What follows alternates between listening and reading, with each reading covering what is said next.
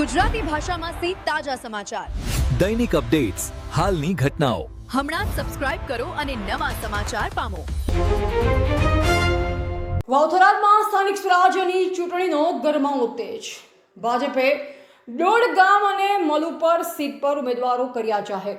વાવથરા જિલ્લાના વિસ્તારમાં આવનારી સ્થાનિક સ્વરાજની ચૂંટણીને લઈ રાજકીય માહોલ દિવસે ને દિવસે ગરમાતો જઈ રહ્યો છે. તાલુકા પંચાયત અને જિલ્લા પંચાયતની બેઠકો માટે તમામ રાજકીય પક્ષો સક્રિય બન્યા છે અને પોતાના ઉમેદવારોની જાહેરાત સાથે ચૂંટણી પ્રચારને વેગ આપી રહ્યા છે. આ પરિસ્થિતિમાં ભારતીય જનતા પાર્ટી દ્વારા મહત્વપૂર્ણ બેઠક પર પોતાના ઉમેદવારો જાહેર કરવામાં આવતા સ્થાનિક રાજકારણમાં નવી ચહલ પહલ જોવા મળી રહી છે.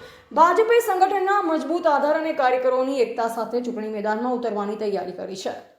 મળતી વિગત મુજબ દોડગામ તાલુકા પંચાયત સીટ માટે ભાજપે ધર્મીબેન ઉદયસિંહભાઈ પટેલને ઉમેદવાર તરીકે પસંદ કર્યા છે. ધર્મીબેન પટેલ લાંબા સમયથી સામાજિક અને સંગઠનાત્મક પ્રવૃત્તિઓમાં સક્રિય રહ્યા છે અને સ્થાનિક સ્તરે તેમની સારી એવી ઓળખ અને લોકપ્રિયતા હોવાનું માનવામાં આવે છે.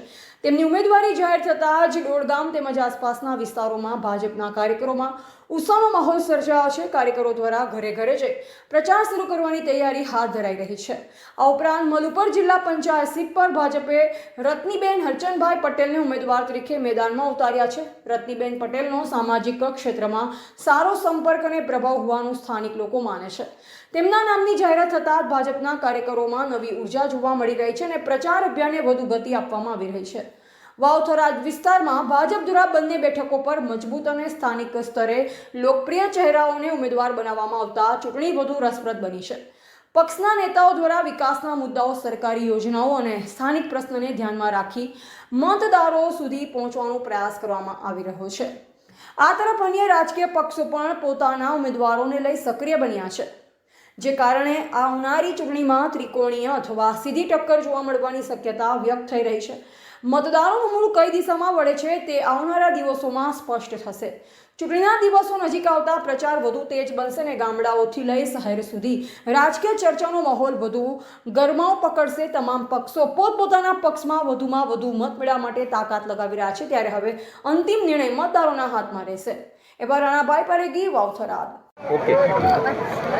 હું ભારતીય જનતા પાર્ટીના તાલુકાના દોડગામ સીટના ઉમેદવાર પટેલ ધર્મીબેન ઉદયસિંહભાઈના પતિ છું.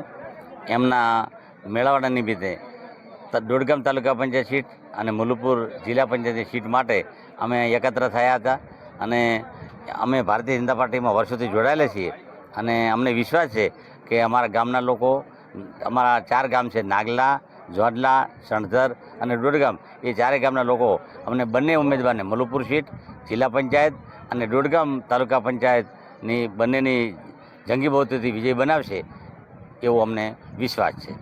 તમને શું લાગી રહ્યું, કેટલા મતથી આમ તમને? અમે તાલુકાની સીટ 2000 મતથી જીતશું અને જિલ્લાની સીટ 15000 મતથી જીતશું એવું અમને અત્યારે દેખાઈ રહ્યું છે. જીત્યા પછી કયો મુદ્દો પહેલો હાથમાં લેશો વિકાસમાં? જીત્યા પછી અમે પહેલો મુદ્દો અમારો પાણી નિકાલનો એક તો મુદ્દો છે. દોડગામમાં જે રેલ વિસ્તારમાં પાણી છે એનો મુદ્દો નિકાલ લેશું અને કાયમી નિકાલ જે દોડગામ, નાગલા, જોડલા પાણીનો કાયમી નિકાલનો મુદ્દો છે એનો અગ્રગણ્ય ગણશું અને લેશું.